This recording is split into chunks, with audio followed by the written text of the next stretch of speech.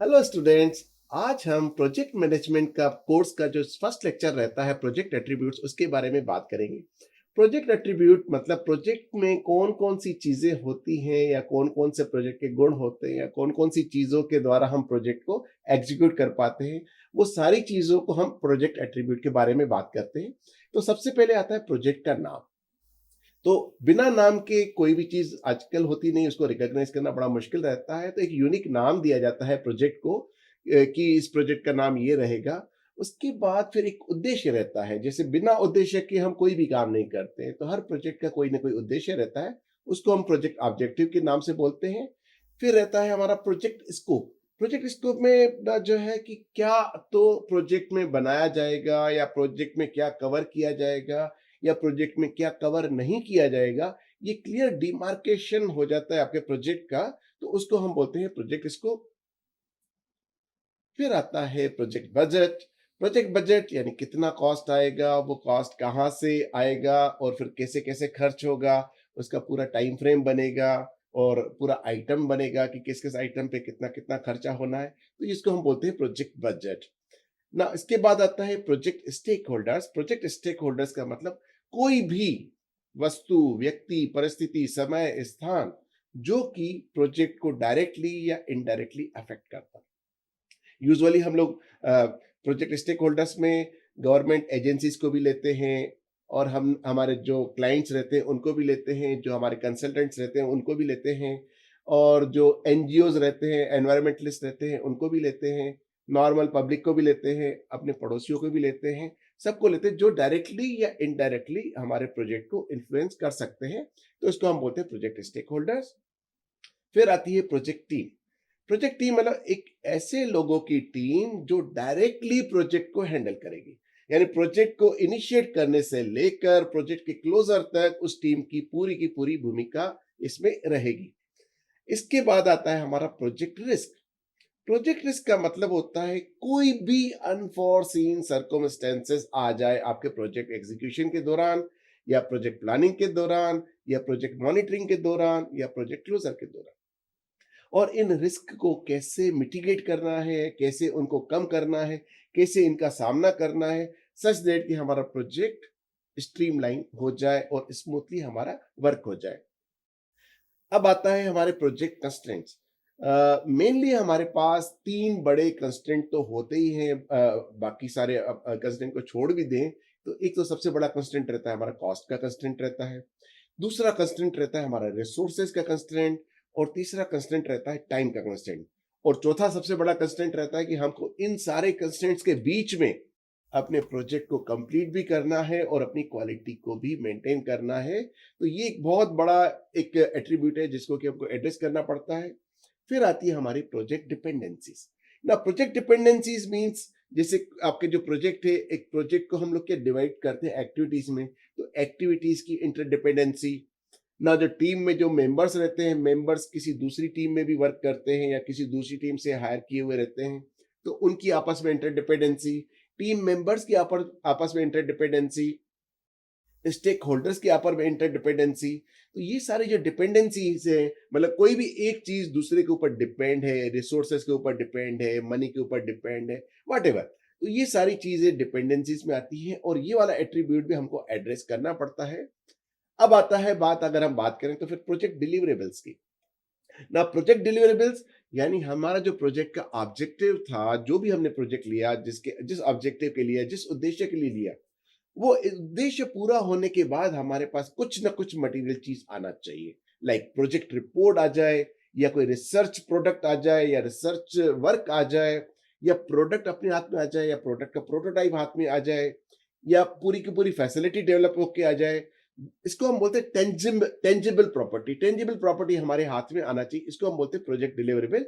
कि हमारा प्रोजेक्ट का जो भी हमारे स्कोप के हिसाब से और ऑब्जेक्टिव के हिसाब से जो डिलीवरेबल मिलना था वो हमको मिला या नहीं मिला। फिर आते हैं हमारे प्रोजेक्ट के क्वालिटी स्टैंडर्ड्स। कि हमारे प्रोजेक्ट में कौन कौन सी क्वालिटी, किस किस प्रकार की क्वालिटी को हमको मेंटेन करना है, कौन कौन से आईएस कोड या इंटरनेशनल स्टैंडर्ड कोड्स को हमको फॉलो करना है, या कौन कौन से अपना गवर्नमेंट के दूसरे कोड्स को या दूसरी गाइडलाइंस को हमको फॉलो करना है। वो सारी चीज़ों के जो हिसाब से हम जो क्वालिटीज़ मेंटेन करते हैं, जो स्पेसिफिकेशन डिजाइन करते हैं अपने प्रोजेक्ट के लिए, वो आ जाते हैं हमारे प्रोजेक्ट क्वालिटी स्टैंडर्ड्स में, राइट? नाउ हम उसके बाद एक जो बहुत ही महत्वपूर्ण एट्रीब्यूट है हमारा प्रोजेक्ट कम्युनिकेशन प्लान। अब जो प्रोजेक्ट कम्युनिकेशन प्लान है, जहां भी हम देखते हैं जो भी प्रोजेक्ट है किसी एक अकेले आदमी के बस का काम नहीं रहता है, क्योंकि बोलते हैं ना, अकेला चना बाहर नहीं फोड़ सकता। तो ये एक पूरा टीम वर्क रहता है। अब जब टीम वर्क रहता है तो अलग अलग माइंडसेट के लोग एक साथ जुड़ के काम करते हैं। अगर उनमें प्रॉपर कम्युनिकेशन नहीं होगा तो हमारा प्रोजेक्ट पे बहुत एडवर्स इफेक्ट पड़ता है। इसलिए जो प्रोजेक्ट कम्युनिकेशन प्लान है वो पहले से ही रेडी रखना पड़ता है कि किस प्रकार से कौन कौन सी चीज किस किस टीम मेंबर को बताना है, कौन कौन सी चीज के बारे में अवेयर रखना है, किस किस स्टेक होल्डर को रखना है। वो सारी चीजें उस प्लान में रहती हैं, तो इसको हम बोलते हैं प्रोजेक्ट कम्युनिकेशन प्लान। फिर एक चीज आती है हमारे पास, एक एट्रीब्यूट हमारा एक और है जो उसको हम बोलते हैं प्रोजेक्ट चेंज मैनेजमेंट। अब आप बोलते हैं चेंज मैनेजमेंट भी कुछ होता है क्या? अरे भाई, चेंज मैनेजमेंट भी एक बहुत बड़ा मैनेजमेंट का काम है। बिकॉज क्या होता है यहाँ पर, एक अगेन क्योंकि टीम वर्क है, बहुत सारे अलग अलग लोग यहाँ पर काम कर रहे हैं, एक ही टीम में काम कर रहे हैं। और आजकल तो ग्लोबल प्रोजेक्ट्स रहते हैं, तो हमारी टीम मेंबर्स अलग अलग देशों में बैठ के भी काम करते हैं, वर्क फ्रॉम होम करते हैं, और अपने अपने देश में बैठ के भी प्रोजेक्ट पे अपना अपना कंट्रीब्यूशन देते हैं। तो वहां पर हमको जो भी, अगर हम किसी भी प्रोजेक्ट में चेंज कर रहे हैं, स्कोप में चेंज कर रहे हैं या डिलीवरेबल में चेंज कर रहे हैं या ऑब्जेक्टिव में हम चेंज कर रहे हैं, वो चीज सारे अफेक्टेड स्टेक होल्डर्स को और टीम मेंबर्स को पता रहना चाहिए। इसलिए जो भी चेंज होता है उसको भी हम प्रॉपरली एड्रेस करते हैं, प्रॉपरली मैनेज करते हैं, और उसके लिए भी अवेयर रहते हैं। फिर आता है हमारा प्रोजेक्ट गवर्नेंस। अब बिना गवर्नेंस के, बिना मैनेजमेंट के प्रोजेक्ट मैनेजमेंट क्या हो सकता है? कुछ भी नहीं हो सकता है। तो इसलिए गवर्नेंस बहुत जरूरी है। गवर्नेंस में आता है कि who is responsible for what, कौन किस चीज के लिए जिम्मेदार रहेगा। ये सारी रिस्पॉन्सिबिलिटीज चार्ट हमारा पहले से ही रेडी हो जाता है, तो इसको हम बोलते हैं प्रोजेक्ट गवर्नेंस। अब आता है हमारा प्रोजेक्ट मेथडोलॉजी। ऑब्वियसली कोई भी काम करेंगे, जैसे अभी हम अपना आपके लिए वीडियो लेक्चर रिकॉर्ड कर रहे हैं, तो इसमें कुछ मेथड है। मेथड है कि आपको पहले कंटेंट डेवलप करना है, फिर आपको लेक्चर्स के रूप में उसको डिवाइड करना है, छोटे छोटे लेक्चर्स में डिवाइड करना है, फिर उसको रिकॉर्ड करना है, देन उसकी डबिंग करना। तो एक मेथडोलॉजी है हमारे प्रोजेक्ट के लिए, इस प्रोजेक्ट मैनेजमेंट के लेक्चर रिकॉर्ड करने के लिए। ये भी एक छोटा सा प्रोजेक्ट है ना। जो भी प्रोजेक्ट होगा किस मेथड से काम करेगा, अलग अलग मेथड हैं जो कि मैं आपको आगे पढ़ाऊंगा ये अपने अगले आने वाले लेक्चर्स में। तो कहाँ पर कौन सा मेथड फिट होगा, वो मेथडोलॉजी पहले से ही डिसाइड हो जाती है।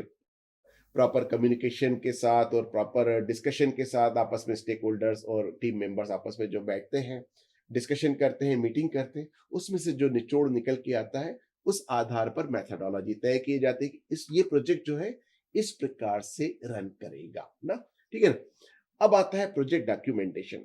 आप एक चीज का हमेशा नोट करना, मैं आपको बहुत अच्छा प्रोजेक्ट मैनेजर बनाऊंगा अगर आप मेरे साथ इस प्रोजेक्ट मैनेजमेंट के कोर्स में आखिर तक जुड़े रहेंगे। तो project management is nothing but only the documentation of the processes. हम जो भी काम कर रहे हैं उसका अगर हम डॉक्यूमेंटेशन नहीं करते हैं तो हमारा प्रोजेक्ट मैनेजमेंट फेल है। अगर हमको अपना प्रोजेक्ट मैनेजमेंट सक्सेस बनाना है, तो एक सुई भी उठा के यहां से यहां रख रहे हो तो it should be properly documented. तो प्रोजेक्ट का डॉक्यूमेंटेशन कैसे होगा, कौन कौन से रिकॉर्ड्स मेंटेन किए जाएंगे, कौन कौन से फॉर्म्स मेंटेन किए जाएंगे, कौन कौन से रजिस्टर्स मेंटेन किए जाएंगे, और कौन कौन किस किस से करके कौन कहाँ कहाँ से किस किस कॉस्ट सेंटर से आके उसमें एंट्रीज करेगा, वो सारी चीजें प्री डिसाइडेड रहती हैं, और वो हमारा रहता है प्रोजेक्ट डॉक्यूमेंटेशन प्लान। अब आता है last but not least but not the last, या last but not the least, जो भी हम बोले उसको। तो ये जो है प्रोजेक्ट क्लोजिंग क्राइटेरिया, यानी प्रोजेक्ट को जो क्लोज करने का तरीका है वो भी हमारा पहले से ही प्री डिसाइडेड रहता है। यानी वो अगर प्रोजेक्ट क्लोजिंग क्राइटेरिया फुलफिल नहीं हुआ तब तक हम अपना प्रोजेक्ट को कंप्लीट नहीं मानेंगे। क्लियर? तो ये जब क्लियर हो रहा है तो इस बात को आप मान के चलिए कि प्रोजेक्ट क्लोजिंग को भी हम इतना महत्व दे रहे हैं, तो यहाँ पर भी अब हम इस अपने जो है इसको हम प्रोजेक्ट को भी यहाँ पर क्लोज करेंगे, अपने लेक्चर 1 के प्रोजेक्ट को, कि इसमें हमने आज क्या पढ़ा। इसमें हमने प्रोजेक्ट एट्रीब्यूट्स के बारे में पढ़ा, जिसके जो कि मैंने आपको बताया कि प्रोजेक्ट में कुछ नाम होना चाहिए, प्रोजेक्ट का कुछ ऑब्जेक्टिव होना चाहिए, प्रोजेक्ट के कुछ डिलिवरेबल्स होना चाहिए, प्रोजेक्ट में स्कोप होना चाहिए, प्रोजेक्ट के स्टेक होल्डर्स होना चाहिए, प्रोजेक्ट में टीम होना चाहिए, टीम वर्क होना चाहिए, प्रोजेक्ट का कम्युनिकेशन प्लान होना चाहिए। ये सारी चीज़ें हमने पढ़ी, जिसको कि हम आगे चल के और डिटेल में पढ़ेंगे। तो आज के लिए इतना ही। Thank you very much.